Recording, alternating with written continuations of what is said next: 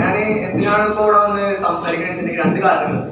ഒന്ന്, ഇത്ര നല്ല ക്ലാസ് എടുത്ത് സാറിനെ ഒരു നന്ദി പറയാനുണ്ട്. രണ്ടാമത്, നമ്മുടെ സാർ പറഞ്ഞ പോലെ നമ്മുടെ ക്ലാസ് റൂം പഠിക്കുന്നുണ്ടല്ലോ, ക്ലാസ് റൂമിൽ പഠിക്കുന്നത്. അതിന്റെ ഡ്രോബാക്ക് എന്താ വെച്ചാൽ ഒരാൾ അവിടെ നിന്ന് പറയും, ബാക്കി സ്റ്റുഡൻസ് ഫുള്ള് അത് കേട്ടിരിക്കും. നമുക്ക് ഇന്ററാക്ട് ചെയ്യാനൊരു സൗകര്യം ഇല്ല, അത് ഒന്നിനുള്ളൊരു സാഹചര്യം നമുക്കില്ല. അങ്ങനെ നമ്മൾ പഠിക്കുന്നത്. അപ്പൊ ആദ്യം മുതൽ ഇതിന്റെ ആഗ്രഹം എന്താ വെച്ചാൽ ഇതേപോലെ വന്ന് സംസാരിക്കണം എന്നൊരു ആഗ്രഹം. പക്ഷെ അതിനുള്ള അവസരം നമ്മുടെ ഈ ഒരു ക്ലാസ് റൂം പഠനത്തിൽ കിട്ടുന്നില്ല. അപ്പൊ സാർ എടുത്ത പോലെയാണ് ഇന്ററാക്ട് ചെയ്തിട്ട്, അതായത് നമ്മൾ അവിടെ കേൾക്കുന്ന ആൾക്കാർക്ക് സംസാരിക്കാനുള്ള അവസരം കൊടുത്ത് ഒരുപാട് നോളജ് അങ്ങോട്ടും ഇങ്ങോട്ടും പഠിക്കുന്ന ടീച്ചർമാർക്ക് കിട്ടും. അങ്ങനത്തെ ഒരു ഇത് അത് മാം പറഞ്ഞ നമ്മുടെ കംഫർട്ട് സോൺ, എന്റെ കംഫർട്ട് സോണാണ് ചെയ്യുന്നത്. ആ കംഫർട്ട് സോൺ വിട്ട് പോരാൻ എന്റെ മനസ്സിനെ അങ്ങനെ അവിടെ ഇരുത്തും. പക്ഷെ മാക്സിമം അതിങ്ങനെ പുറത്തേക്ക് പോരാൻ പല വേദികളിൽ ഞാൻ ശ്രമിക്കാറുണ്ട്. ചില സമയത്ത് എന്റെ കംഫർട്ട് സോണിനെ അവിടെ പിടിച്ചിരുത്തും, ചില സമയത്ത് ഇങ്ങനെ വരും, അങ്ങനെ സംസാരിക്കും. അങ്ങനെ സംസാരിച്ച് പഠിച്ചുകൊണ്ടിരിക്കുകയാണ്. ഞാൻ ഇന്ന് തന്നെ ചാലഞ്ച് ചെയ്തുകൊണ്ടിരിക്കുകയാണ് സംസാരിക്കാൻ വേണ്ടി. അതിനുള്ളൊരു വേദിയായിട്ട് ഇതിനെ കാണുന്നു ഞാന്. രണ്ടാമത് സാറ് 1:30 മുതൽ 3:30 വരെ ഈ സമയം ഞാൻ ഹോസ്റ്റലിലാണ്. ഹോസ്റ്റലിൽ കിടന്നുറങ്ങും അല്ലെങ്കിൽ ഫോൺ കളിച്ചു, അങ്ങനെ തീർക്കുന്ന സമയം. ആ ഒരു കാര്യം കൂടി ആലോചിച്ചിട്ടാണ് ഞാൻ ഈ ക്ലാസ് വന്നത്. കാരണം 2 മണിക്കൂർ ജീവിതത്തിൽ 2 മണിക്കൂർ എഫക്റ്റീവ് ആയിട്ട് യൂട്ടിലൈസ് ചെയ്യാറ്. ആ ഒരു കാരണത്താൽ ഈ 2 മണിക്കൂർ ഒരിക്കലും നഷ്ടമല്ലെങ്കിൽ, കാരണം അത്രയും സൂപ്പർ സാറ് പറഞ്ഞത് മൊത്തം മനസ്സിലായിട്ടില്ലെങ്കിൽ ഇന്ന് ഒരുപാട് കാര്യങ്ങൾ കിട്ടാണ്. അറ്റ്ലീസ്റ്റ് ഇരിക്കുന്ന ഇവിടെ വന്ന് സംസാരിക്കാനും പറ്റും ഒരവസരമാണ്. അങ്ങനെ ഓരോരുത്തർക്കും കഴിയണമെന്നാണ്. പിന്നെ എന്താ ഞാൻ പറഞ്ഞ ആദ്യം കൈവെക്കാൻ കാരണം എന്താ വെച്ചാൽ ഈ ഒരു സ്പീച്ച് കിട്ടിയതിനു ശേഷം ഇവിടെ ഒരു പകുതി ആൾക്കാർ സംസാരിക്കാൻ റെഡി ആയി നിൽക്കും. കോളേജിൽ കയറിയതുകൊണ്ട് എനിക്ക് അറിയില്ല, ഞാൻ കൂടുതലും എനിക്ക് ഇങ്ങനെ ഒരു ഓപ്പർച്യൂണിറ്റീസ് ഒന്നും കിട്ടിയാലും എനിക്ക് ഭയങ്കര പേടിയാണ്. ഇതുപോലെ പല സെഷനും ഞാൻ അറ്റൻഡ് ചെയ്തിട്ടുണ്ട്.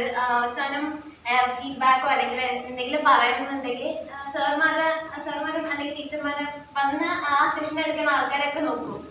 ഞാനിങ്ങനെ നോക്കും, വേണോ വേണ്ടേ പറഞ്ഞിരിക്കും. അവസാനം ഇപ്പോഴാണ് ഞാൻ ഈയിടെ ആദ്യമായിട്ട് ഫീഡ്ബാക്ക് പറയാൻ വന്നത്. സാറിന്റെ ക്ലാസ്സിന്റെ ഒരു മോട്ടിവേഷൻ കൂടിയാണ് ഞാൻ ഇവിടെ നിന്ന് പറയാറുണ്ട്. പിന്നെ എന്റെ കുറെ കുറെ ആൾക്ക് ആഗ്രഹമാണ് IAS ഓഫീസർ ആവുന്നത്. എങ്ങനാവും എന്താവും എന്നൊന്നും അറിയില്ല. കാരണം ഞാൻ ഒന്നുമല്ല, ഞാൻ 0 ആണെന്ന് പറഞ്ഞിട്ട് നിൽക്കുന്ന ആളാണ്. കാരണം പച്ച വെച്ച് പരവതാനി പോലെയാണ് UPSCയുടെ സിലബസ് എന്ന് ഞാൻ കുറെ കേട്ടിട്ടുണ്ട്. എനിക്കറിയാം, ഞാൻ എടുത്ത് നോക്കാറുണ്ട്. ഞാൻ കോളേജിൽ വന്ന ശേഷം കുറച്ച് എൻജോയ്മെന്റിന്റെ പിന്നാലെയൊക്കെ പോയ ആളാണ്. അപ്പോൾ സ്റ്റഡീസ് ഉണ്ട്, പക്ഷെ ഞാൻ എൻ്റെ എയിമിൽ നിന്ന് കുറച്ച് മാറി. കുറച്ച്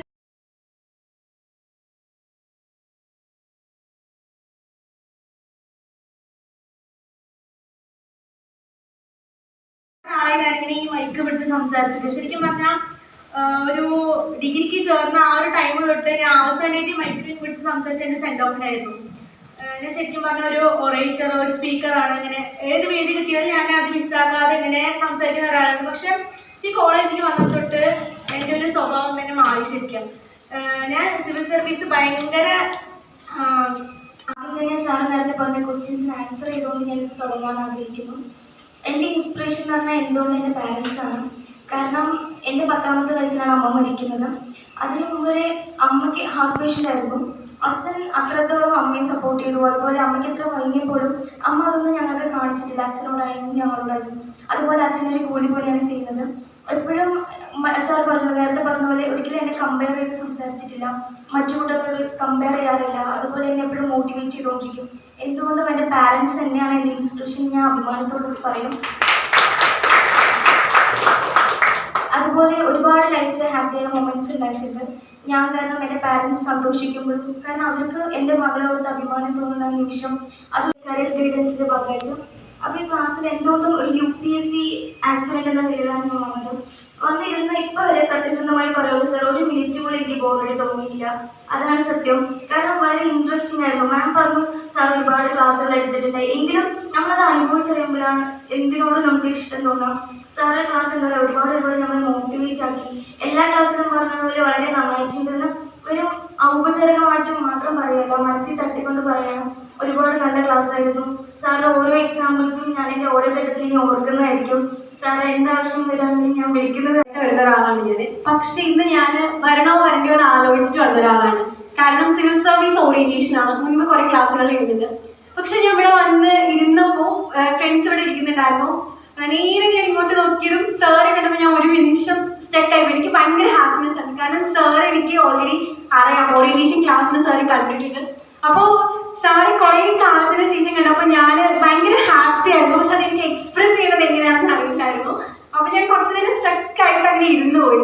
പിന്നെ സാർ ക്ലാസ് എടുത്ത് തുടങ്ങി. അപ്പോൾ എനിക്ക് സാറെ കുറേ കാലത്തിന് ശേഷം കാണാൻ പറ്റിയതിൽ സന്തോഷം. അപ്പോൾ ഇനി കാണുന്ന സമയത്ത് അതായത് അതിലും വലിയ സന്തോഷമായിരിക്കും. അപ്പോൾ സാറ് പറഞ്ഞ കാര്യങ്ങളൊക്കെ മനസ്സിലെപ്പോഴും, അതായത് ആടിനെ പട്ടിയാക്കിയ ആ ഒരു ഇതിൽ നിന്ന് മാറാതെ ആടിനെ ആടായി കാണാൻ ശ്രമിക്കുന്ന ഒരു വ്യക്തിയായിട്ട് മാറാൻ ഞാൻ ശ്രമിക്കും. Thank you sir.